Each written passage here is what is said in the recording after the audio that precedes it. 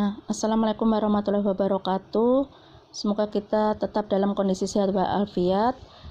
Sebelum kita mulai materi pertemuan yang ke-6 ini, marilah kita sama-sama membaca basmalah. Bismillahirrahmanirrahim. Semoga kita tetap dalam pelindungan dan penjagaan Allah Subhanahu wa taala, dan semoga dengan membuka bacaan basmalah ini kita bisa menyerap dan memahami materi dengan baik. Kita mulai materinya. Saudara buka bukunya halaman 25, atau yang memiliki buku hukum perdata yang lain, silahkan. Kita akan mempelajari tentang hukum orang. Minggu kemarin sudah saya jelaskan tentang pembagian orang, baik itu dalam KUH perdata maupun dalam ilmu pengetahuan. Yang pertama yaitu mempelajari tentang orang atau subjek hukum. Manusia dalam pengertian biologis adalah makhluk hidup yang mempunyai panca indera dan mempunyai budaya. Sedangkan pengertian orang dalam arti yuridis atau manusia dalam arti yuridis yaitu gejala dalam hidup bermasyarakat. Sedangkan kalau menurut hukum modern, setiap manusia diakui sebagai manusia pribadi, yang artinya diakui sebagai orang atau person. Karena itu setiap manusia diakui sebagai subjek hukum, atau istilah bahasa Belandanya yaitu rechtpersoonlijkheid, yaitu pendukung hak dan kewajiban. Maka dari sini dapat disimpulkan yang dimaksud dengan orang sebagai subjek hukum adalah, silahkan saudara jawab ini melalui audio rekaman. Kemudian kita akan mempelajari kecakapan, ketidakcakapan, dan kewenangan berbuat. Di sini saya akan menyampaikan apa yang dimaksud dengan kecakapan. Bisa kita lihat dari apa yang dimaksud dengan kecakapan dari hal-hal yang membuat seseorang atau manusia itu dianggap tidak cakap, khususnya tidak cakap dalam melakukan perbuatan hukum. Manusia atau orang itu adalah sebagai subjek hukum, tetapi ada orang atau subjek hukum yang mengalami pengecualian, yang tidak dapat melakukan perbuatan hukum atau dianggap tidak cakap. Hal ini meliputi yang pertama, orang yang belum dewasa, yaitu belum mencapai umur 18 tahun atau belum melakukan pernikahan, itu berdasarkan pasal 1330 BW. Dan hal ini kalau terkait dengan masalah perkawinan sudah ada perubahan, yaitu dalam Undang-Undang Nomor 16 Tahun 2019, Junto Nomor 1 Tahun 1974 tentang perubahan perkawinan. Jadi Undang-Undang Nomor 16 Tahun 2019 ini merupakan perubahan Undang-Undang Nomor 1 Tahun 74 tentang perkawinan. Di situ dijelaskan pasal 1, batas usia perkawinan baik itu laki-laki maupun perempuan adalah 19 tahun. Jadi seseorang yang sudah dianggap dewasa atau sudah dianggap cakap menurut Undang-Undang Perkawinan apabila sudah berusia 19 tahun. Itu adalah perubahan terbaru terkait dengan masalah perkawinan. Sedangkan untuk masalah seseorang yang sudah dianggap cakap dalam Undang-Undang Pelindungan Anak, Undang-Undang Nomor 23 Tahun 2002, Junto Undang-Undang Nomor 35 Tahun 2014, batas usianya adalah 18 tahun. Jadi kalau lebih dari 18 tahun, maka anak tersebut sudah diberlakukan sebagai orang dewasa, dan hukumannya apabila dia melakukan suatu tindak pidana adalah hukuman sama dengan orang dewasa. Kemudian yang kedua adalah orang yang ditaruh di bawah pengampunan, yaitu orang-orang dewasa tapi dalam keadaan dungu, gila, mata gelap, dan pemboros.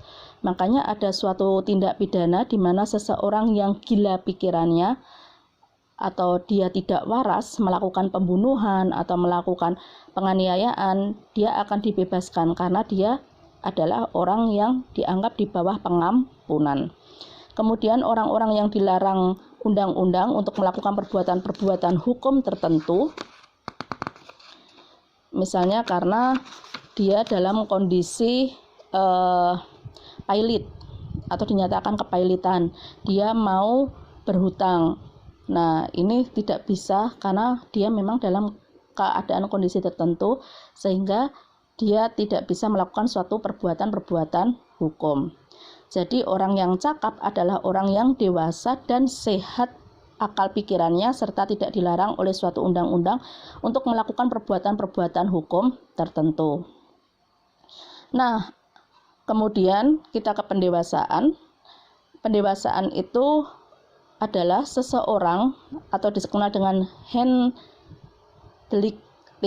Jadi seseorang yang sebenarnya belum mampu melakukan perbuatan hukum, tetapi dia dinyatakan oleh undang-undang maupun dinyatakan oleh pengadilan boleh melakukan suatu perbuatan hukum atau dianggap cakap karena mengalami yang namanya pendewasaan. Jadi seseorang yang memang belum cukup umurnya atau belum mencapai 18 tahun dalam KUH Perdata atau 19 tahun kalau sudah menikah, atau kalau yang kurang menikah, jadi yang belum sesuai dengan batas usia menikah atau KUH Perdata 18 tahun itu, tapi dia dianggap dewasa. Nah, pendewasaan maksudnya memberikan kedudukan hukum bisa penuh atau terbatas sebagai orang dewasa kepada orang yang belum dewasa. Ini kalau pendewasaan terbatas. Kalau pendewasaan penuh hanya diberikan kepada orang-orang yang telah mencapai umur 18 tahun yang diberikan dengan keputusan pengadilan negeri. Jadi KUH Perdata itu memberikan batas minimal untuk seseorang itu cakap adalah 18 tahun. Tetapi kalau melakukan perbuatan-perbuatan hukum seperti perjanjian, itu orang yang dianggap dewasa itu adalah usia 21 tahun. Jadi walaupun 18 tahun dia sudah dianggap cakap, tapi tetap harus berdasarkan keputusan pengadilan negeri untuk dianggap dewasa.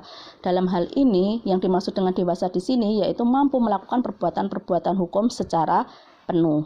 Nah itu kalau ada keputusan pengadilan negeri.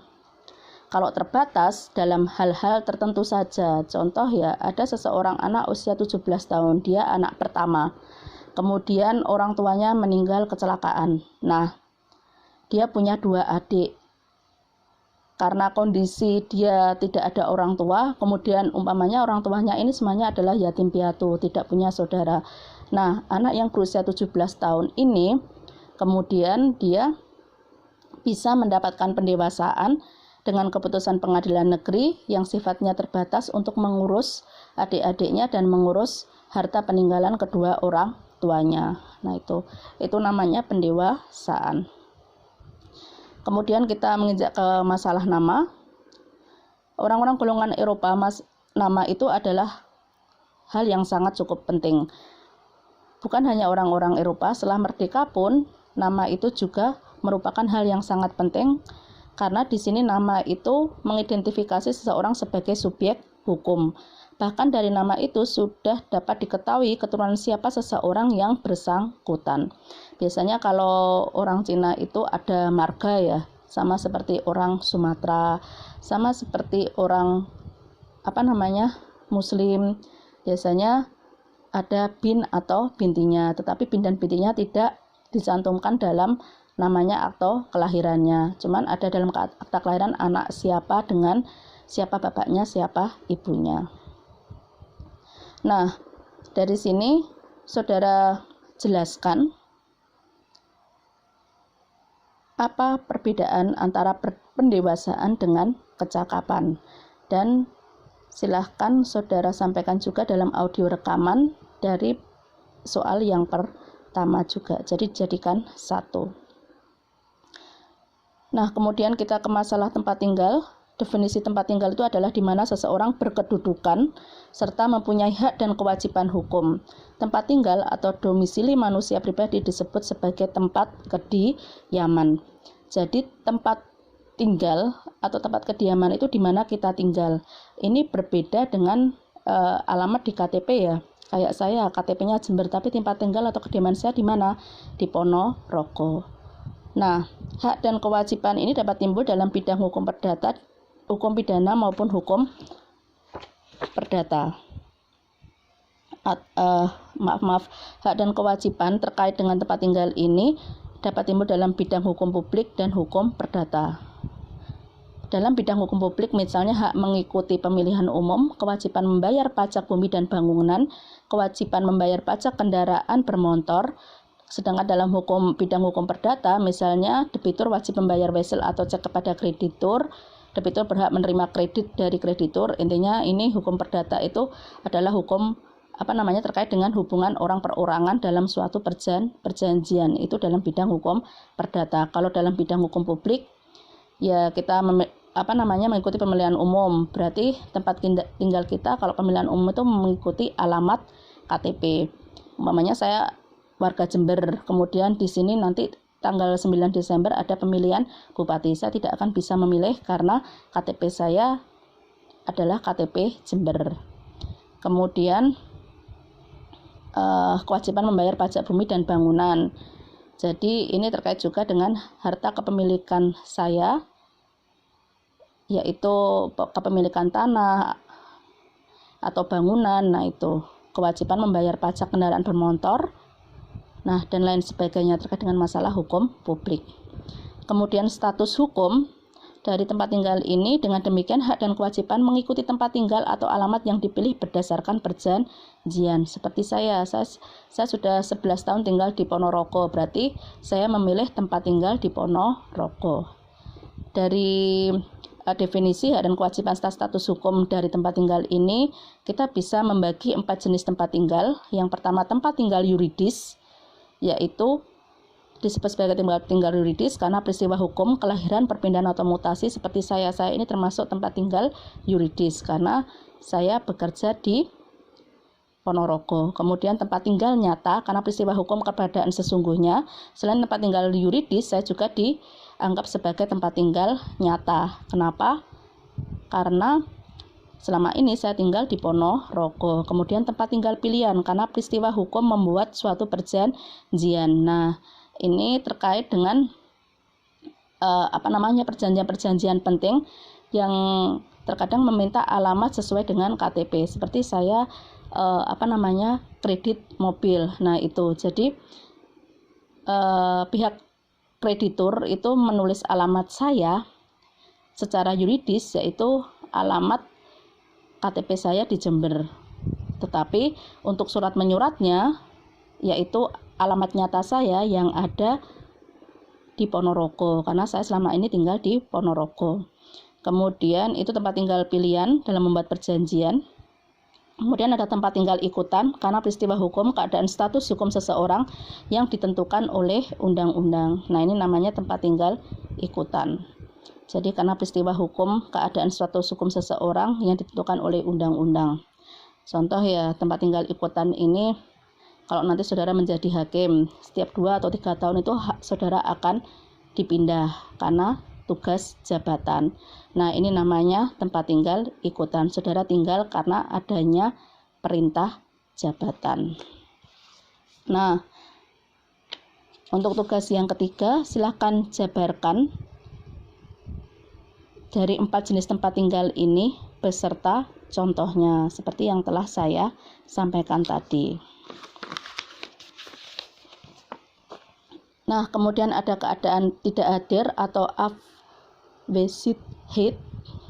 Jadi abwesenheit itu adalah keadaan tidak adanya seseorang di tempat kediamannya karena bisa bepergian atau meninggalkan tempat kediamannya baik dengan izin maupun tanpa izin. Jadi biasanya pengaruh keadaan tidak hadir ini yaitu penyelenggaraan kepentingan yang bersangkutan. Umpamanya saya tidak bisa pulang ke Jember, nanti tanggal 9 ada pemilihan umum tentang kepala daerah. Saya tidak akan bisa memilih karena saya tidak diam atau tinggal di Jember, atau saya pas dalam kondisi tidak bisa pulang ke Jember. Kemudian status hukum yang bersangkutan sendiri atau status hukum anggota keluarga yang ditinggalkan mengenai perkawinan dan pewarisan. Biasanya seseorang yang meninggalkan kediaman, umpamanya seorang suami, dia telah meninggalkan istrinya lebih dari 2 tahun tanpa adanya kabar, itu dianggap telah jatuh talak 1. Sama dengan masalah pewarisan. Kalau pewarisan selama 25 tahun dia tidak memberikan kabar kepada keluarganya, maka warisan yang diterimanya atau hak warisnya akan dinyatakan hangus atau gugur. Bagaimana menyelesaikan keadaan tidak hadir atau goib atau seseorang yang dianggap tidak ada? tahap tindakan-tindakan sementara, yaitu dengan kalau waris itu disimpan dulu oleh keluarganya sampai nanti dia hadir. Kalau tidak hadir ya bisa dibagi hak warisnya dengan saudara yang lain. Kemudian tahap pernyataan barangkali meninggal dunia. Biasanya kalau sudah lebih 2 tahun tidak ada kabar atau apa, warga biasanya memang menunggu, tapi ada keluarga juga yang akan melaporkan kalau anggota keluarganya ini dianggap sudah meninggal dunia. Kemudian ada tahap perwarisan secara definitif. Maksudnya definitif itu bisa dialihkan kepada saudaranya kalau belum menikah, atau bisa dialihkan kepada istri maupun anak-anaknya kalau dia sudah punya istri dan anak. Nah, yang terakhir tentang orang sebagai subjek hukum, yaitu tentang masalah catatan sipil. Catatan sipil itu adalah catatan mengenai peristiwa perdata yang dialami oleh seseorang. Contohnya ya, ketika kita lahir, kalau kita adalah dari perkawinan yang sah, biasanya kita bisa mengurus akta kelahiran dengan nama ayah dan ibu kandung. Kalau dari perkawinan yang tidak sah, biasanya hanya ditulis dengan nama ibunya saja.